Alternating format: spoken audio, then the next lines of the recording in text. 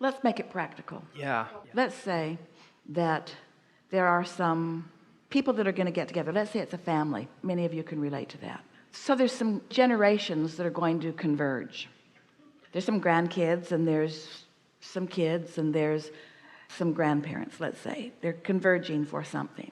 And they're all bringing whoever they are to the meeting. So let's say the children are playful. That's what they're bringing to the meeting. So they're tuned in, tapped in, turned on. And let's say mother is bringing worry because she's been focused on not enough money. And dad's coming too. And mother is also bringing her resentment of dad because he doesn't worry about money and he should. And then grandma and grandpa are coming, and they are just glad that they're out of this family because they bicker all the time. So everybody's bringing to the meeting. Now, let's say that you are another cousin who's coming to the meeting, and you've been with this family before. And so you have a slight awareness of what's probably going to happen there, because the kids are going to annoy the parents are going to bark at the kids are going to not pay any attention, which is going to cause more frustration with the parents, and the grandparents are going to wish they were dead. But you're coming to the meeting, you're coming to this party, and you come, you're tuned in, tapped in, turned on. You've meditated, you've been appreciating life, you're full of yourself, you really do appreciate and love every one of these people. You know them, you've been with them before. And so you coming to the meeting, connected with your inner being, brings a whole different energy to this meeting. In other words, you bring something because you're in alignment with who you are for others to rise to. So the children who are looking for fun also are more sensitive to what's going on with others, so they are less annoying than they usually are. And because of your being at the table, so to speak, and your interest in who they all are, you've distracted mother from being mad at dad because he doesn't make enough money, and dad's oblivious to it anyway, and so dad is having a very nice conversation with you, which mother is enjoying. And the children really aren't interested in any of it, and they're sort of doing their own thing, and grandma and grandpa are watching and thinking, I'm really glad I came here. Just because you showed up with a different vibrational frequency. Now, this is practical creation. Are you getting what we're talking about? Now, you could not have tuned yourself to source. You might have awakened that morning, been short on time, not taken the time to meditate.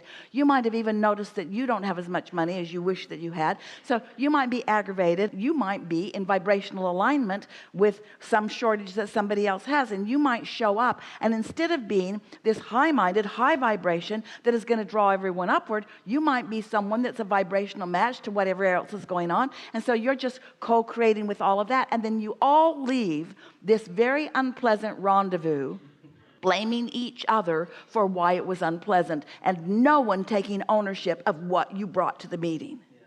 That's really what we're talking about. Deliberate creation is you tuning yourself so that no matter where you are, you get what you want.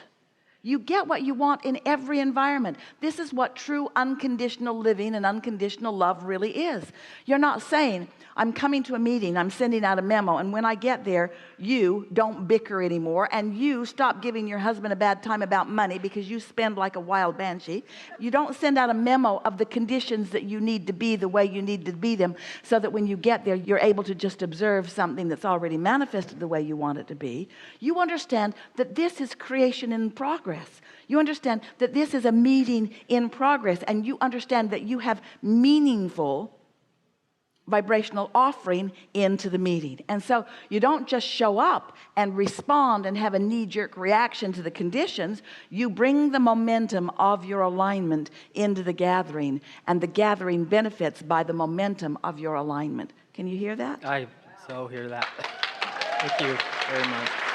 So when we talk about thoughts turning to things, we're talking about your vibrational beingness being the basis from which those things come about. And they come about fast. In other words, in every moment, there is a manifestation. And as you start caring about what you bring to the meeting, what do you bring to the meeting of people in traffic on your way to work? What do you bring? Do you bring clarity and kindness? Do you bring agility and dexterity and fantastic driving skills? What are you bringing? Because you're always in a meeting. You're in a meeting of minds. You're in a meeting of energy. What are you bringing? And this is the question that we want you to ponder in the days that are following this. Not, oh, I showed up. I better get ready. Too late. You showed up. And whatever you had going on is what you brought. And the results of the meeting, you are as much responsible for them as anybody else. The biggest disruptor at your meeting, you want to say, oh no, it was that guy over there. He was the biggest disruptor. You are as responsible for what took place on a global stage or at a small meeting with 4 or 5 people, because you're bringing something to the meeting. And as you start paying attention to what it is, and you start caring in advance about how you feel, and you start deliberately allowing the momentum of you to be connected to the momentum of your source. Oh, do you have any idea what kind of leverage you have when you align with source energy? When you align with source energy and you bring source energy to the meeting, you're getting a sense of this, aren't you? We think this is a really good time for a segment of refreshment.